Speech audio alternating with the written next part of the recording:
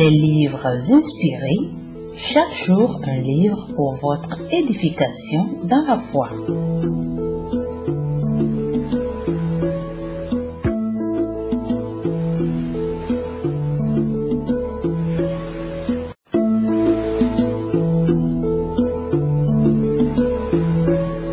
Les livres inspirés, chaque jour un livre pour votre édification dans la foi.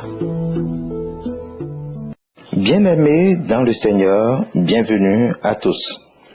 Vous vous demandez très souvent comment connaître la volonté de Dieu pour votre vie, comment connaître la direction divine pour votre vie dans telle ou telle situation.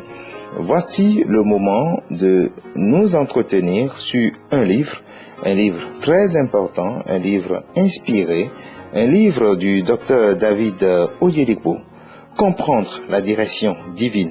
Faisant foi à son titre très recherché, Comprendre la vision, le docteur David Oyedepo prescrit ici une voie scripturaire pour le triomphe aisé dans la vie.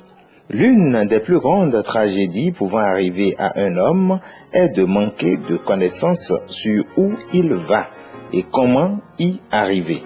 Vous devez payer le prix de chaque mauvais pas que vous prenez, dit-il. En revanche, tout bon pas dans la vie garantit des bienfaits. Dans ce livre, votre besoin de connaître quel pas prendre dans la vie sera entièrement satisfait. Avant d'aborder le contenu de ce livre, parlons un peu de l'auteur. Depuis plusieurs décennies, le docteur David Oyedepo fait partie du courant de renaissance charismatique soufflant sur le continent africain. Ses enseignements basés sur la foi ont transformé des milliers de vies. Appelé par un mandat spécial afin de libérer le monde des oppressions du diable, le docteur Oyedepo est aussi le président de Living Faith Church Worldwide Inc., avec un réseau d'églises à travers le Nigeria et la plupart des pays africains. Comprendre la direction divine, nous allons commencer déjà par vous donner une idée de la table des matières. Introduction. Chapitre 1. La réalité du plan divin. Chapitre 2. Découvrir le plan de Dieu.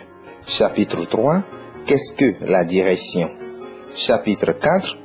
Localiser la direction de Dieu. Chapitre 5. Prérequis pour être dirigé par Dieu. Chapitre 6. Les bienfaits de la direction. Chapitre 7. L'accès à la voix de Dieu. Chapitre 8. Levez-vous tôt. Voilà de quoi parle ce livre, sinon les grandes lignes de ce livre. Abordons à présent l'introduction. Il y a quelques années, j'ai rencontré un homme que je considérais comme hautement oint par Dieu. Pendant que nous discutions, il me dit: « J'ai pris une mauvaise décision en 1981. Et depuis ce jour, ma vie spirituelle s'est mise à décliner. » Après nous être séparés, ces paroles continuaient de résonner dans mon esprit. Il continuait de payer jusqu'à ce jour le prix d'une mauvaise décision prise en 1981. Toute décision que vous prenez aujourd'hui vous fait avancer ou reculer. L'un des plus grands drames pouvant arriver à un homme est de n'avoir aucune idée sur sa destination ou d'ignorer comment y aller. Plusieurs se sont précipités dans des portes ouvertes pour en fin de compte constater que ce n'était que des pièges déguisés. D'autres ont été séduits par l'éclat de certaines propositions d'affaires pour comprendre en fin de parcours que tout ce qui brille n'est pas de l'or. C'est pourquoi ce livre arrive à propos. Nous avons grandement besoin de la direction de Dieu, parce que très souvent, les décisions que nous prenons dans la vie sont basées sur nos évaluations personnelles qui peuvent ne pas être exactes. Toute chose peut sembler correcte et satisfaisante à un œil humain, alors que sa fin est en fait entachée de frustration, de stagnation et le cas ultime, de mort avant terme. Je crois que c'est un résultat de cette vérité que l'auteur des Proverbes répète le contenu de Proverbes 14-12 au chapitre 16, verset 25. Question de mettre plus d'emphase à cette vérité. Telle voie paraît droite à un homme, mais son issue, c'est la voie de la mort. Proverbe 14-12. Proverbe 16-25. Telle voie paraît droite à un homme, mais son issue, c'est la voie de la mort. L'homme, même dans son état mental le plus parfait, est incapable de prendre des décisions fiables et durables. Il pourrait mettre toutes les cartes sur la table ou mesurer ses décisions à l'aune de l'intellectualisme, des événements en cours ou des faits réels. Ses collègues pourraient même approuver ses idées apparemment bonnes, mais l'issue en est la mort. Aucun effort humain n'est comparable à la direction de Dieu. Vous vous dites sûrement, est-ce que cela veut dire que je suis incapable de m'asseoir et planifier ce que je dois faire et le poursuivre? Que veut dire cette direction dont il parle? Comprenez, je vous prie, que vous êtes limité en tant qu'être humain. Et c'est pourquoi vous aurez toujours besoin de la direction de Dieu. Vos pensées ne sont pas ses pensées. Ses pensées, sur tout problème de la vie, sont toujours supérieures et ne conduisent par conséquent que sur les autoroutes de la vie.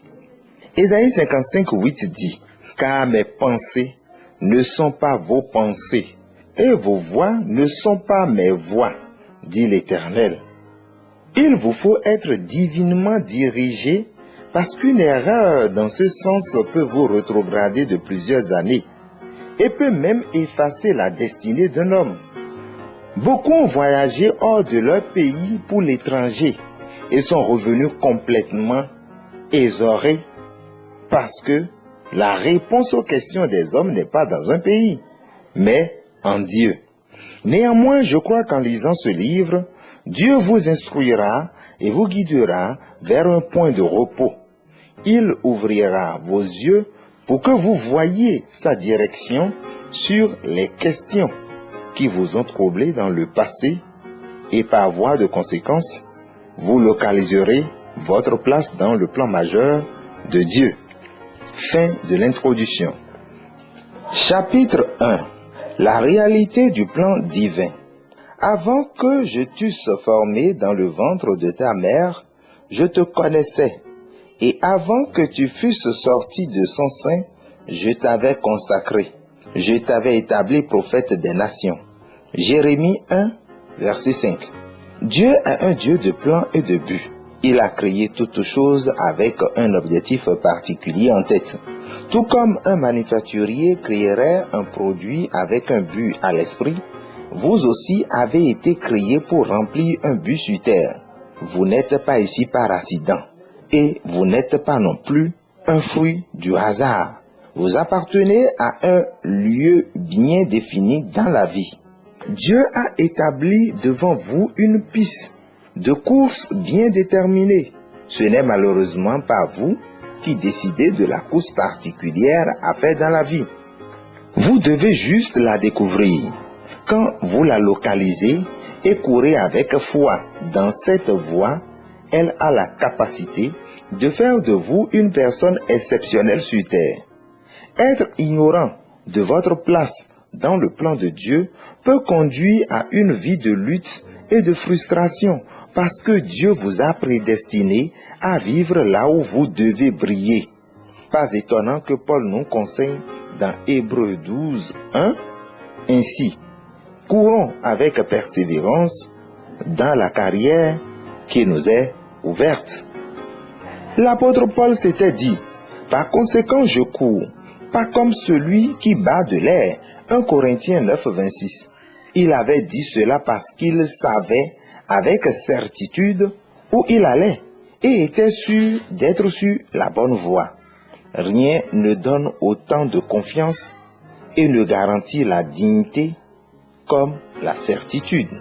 La vérité est que Dieu avait un plan pour votre vie bien avant de vous former dans le ventre de votre mère. Il vous a sanctifié pour un but divin sur terre bien avant que vous soyez nés, comme dans le cas de Jérémie. Ce n'est que lors de votre nouvelle naissance que vous entrez dans la réalité de ce plan divin. Le salut vous introduit dans le mystère de la prédestination, car ceux qu'il a connus d'avance, il les a aussi prédestinés à être semblables à l'image de son Fils, afin que son Fils fût le premier-né entre plusieurs frères. Et ceux qu'il a prédestinés, il les a aussi appelés. Et ceux qu'il a appelés, il les a aussi justifiés. Et ceux qu'il a justifiés, il les a aussi glorifiés. Romains 8, versets 29 à 30. Nous comprenons par là que tous ceux qui sont nés de nouveau sont à parts égales justifiés devant Dieu. Si tel est le cas, nous sommes donc aussi tous également glorifiés. Mais pour que le plan de glorification se concrétise, il nous faut localiser le plan de Dieu pour nos vies. Écrivant sur la prédestination, Paul a dit, « Mais lorsqu'il plut à celui qui m'avait mis à part dès le sein de ma mère et qui m'a appelé par sa grâce de révéler en moi son Fils, afin que je l'annonçasse parmi les païens, aussitôt, je ne consultai ni la chair, ni le sang. » Galates 1, 15 à 16. Paul fut séparé pour cette tâche depuis le ventre de sa mère. Cela explique pourquoi un homme comme lui pouvait être sauvé sans difficulté. Je crois qu'il en est de même pour vous et moi. En regardant d'où vous venez et en gardant à l'esprit certaines des choses dans lesquelles vous étiez impliqués, il n'y a absolument aucun moyen par lequel vous auriez pu être sauvés si Dieu ne vous avait pas séparé depuis le ventre de votre mère.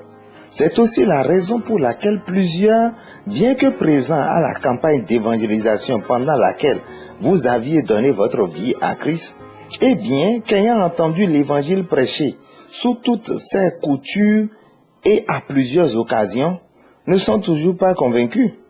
Ils n'ont pas été séparés pour le Christ. Ce sont les fils de la colère. Mais gloire à Dieu, car vous êtes un fils de la grâce. La prédestination est un grand mystère. Avant d'être né de nouveau, j'étais l'un des plus grands persécuteurs des chrétiens convertis. Mais parce que je fus séparé pour lui depuis le ventre de ma mère, sa grâce m'a localisé. Vous êtes aussi séparés pour lui. Vous n'êtes donc pas destinés à la honte, mais à la gloire. Romains 9, versets 10 à 16, nous lisons. Et de plus, il en fut ainsi de Rebecca, qui conçut du seul Isaac notre père. Car, quoique les enfants ne fussent pas encore nés et qu'ils n'eussent fait ni bien ni mal, afin que le dessein d'élection de Dieu subsistât sans dépendre des œuvres et par la seule volonté de celui qui appelle, il fut dit à Rebecca, l'aîné sera assujetti au plus jeune. Selon qu'il est écrit, j'ai aimé Jacob et j'ai haï Ésaü. Que dirions-nous donc? Y a-t-il en Dieu de l'injustice? Loin de là, car il dit à Moïse, je ferai miséricorde à qui je fais miséricorde, et j'aurai compassion de qui j'ai compassion. Ainsi donc, cela ne dépend ni de celui qui veut, ni de celui qui court, mais de Dieu qui fait miséricorde. Romains 9, 10 à 16. Cela devrait vous aider à comprendre que maintenant que vous êtes nés de nouveau, vous êtes du côté positif de la destinée. Vous avez été acceptés comme bien-aimés. Votre salut est l'expression de l'amour de Dieu pour vous. Et c'est la fin du chapitre 1, la réalité du plan divin. Nous nous arrêtons à ce niveau pour continuer prochainement. Merci de nous avoir suivis.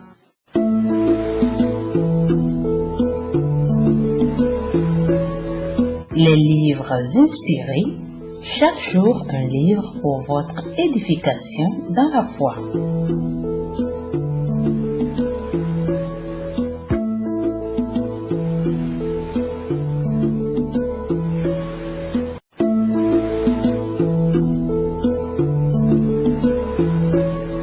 Les livres inspirés, chaque jour un livre pour votre édification dans la foi.